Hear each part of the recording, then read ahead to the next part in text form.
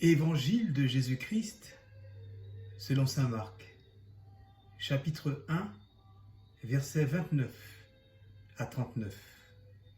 Il guérit beaucoup de gens atteints de toutes sortes de maladies. En ce temps-là, aussitôt sorti de la synagogue de Capharnaüm, Jésus et ses disciples allèrent avec Jacques et Jean dans la maison de Simon et d'André. Or, la belle-mère de Simon était au lit. Elle avait de la fièvre.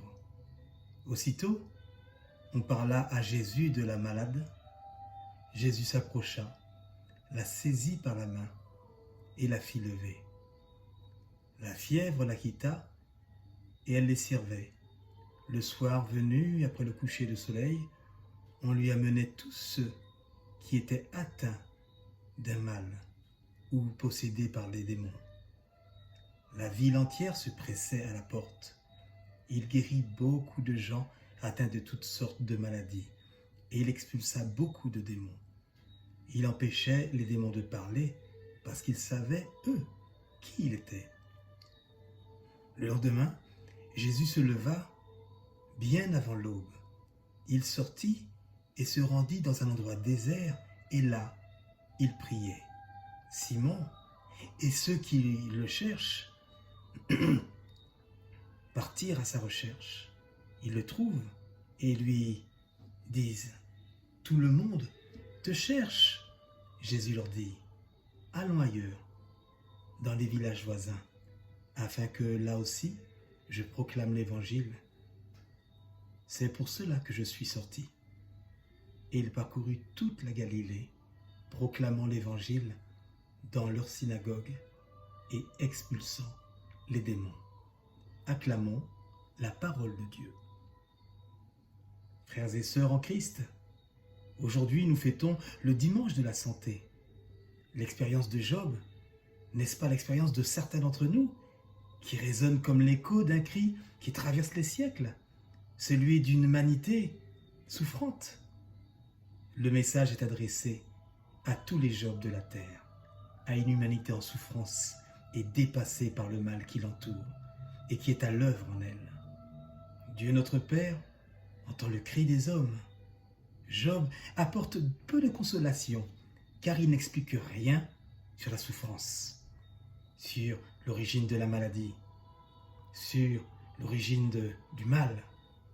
Il demande simplement d'avoir confiance en Dieu créateur et d'avoir foi en Dieu.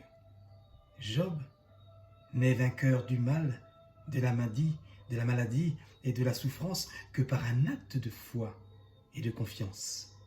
Il indique un chemin. Ne pas retenir nos cris, tenir fort la main que Dieu nous tend. Et cela ne l'empêche pas de crier, de hurler, d'invectiver Dieu en l'accusant d'être un Dieu mauvais et cruel. Dans l'évangile avec Jésus-Christ, Dieu vient se mettre à la place de Job. Il va visiter Job et parler avec lui. Il va partager sa souffrance, le conduire à la paix du cœur, dans le silence. À travers le Christ, nous comprenons que Dieu est vraiment un Père qui prend soin de tous ses enfants.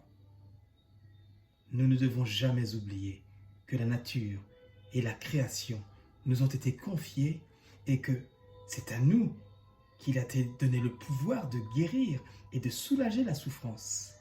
La vie est un don qui est entre nos mains. Et c'est à nous de visiter les malades, de ne pas les rejeter et de ne pas les oublier. Dieu est avec nous pour affronter le mal, la souffrance et la maladie. Il apporte la paix, l'espérance du salut, la foi que la vie est plus forte que la mort. Le sacrement des malades est là pour apporter l'Esprit Saint à celui qui souffre, pour l'aider à vivre ce qu'il vit. Mais comme tout sacrement, il a besoin de notre participation active, celle de notre foi et celle de notre prochain. Ceux et celles qui nous interpellent aujourd'hui, mes chers bien-aimés du Seigneur, sont des millions d'hommes et de femmes marginalisés, économiquement, socialement, âgés, ou sans travail, ou sans avenir, ou sans relation, vivant dans l'inquiétude, tous meurtris dans leur corps, dans leur cœur, dans leur tête. Le service des professionnels de la santé est heureusement là et nécessaire. Ils ont besoin qu'on prenne soin d'eux, avec un regard de confiance, une proximité qui réchauffe, une bienveillance qui réconcilie les autres avec soi-même. Ils ont besoin de nous et nous avons besoin d'eux. Tous nous avons en commun l'expérience de la fragilité humaine. Et à travers cette fragilité humaine, reconnue, acceptée, nous faisons l'expérience fondatrice de nous mettre au service des autres et de nous remettre aux autres pour vivre. Jésus n'agit jamais sans le consentement des uns et des autres. Mes chers bien-aimés du Seigneur, prendre soin, c'est ensuite réduire la distance en manifestant la tendresse, comme Jésus a pris le bras de ce malade. C'est ce que font aujourd'hui ceux qui visitent et accompagnent les malades. Prendre soin, c'est aujourd'hui d'une certaine manière les remettre debout, comme la belle-mère de Pierre.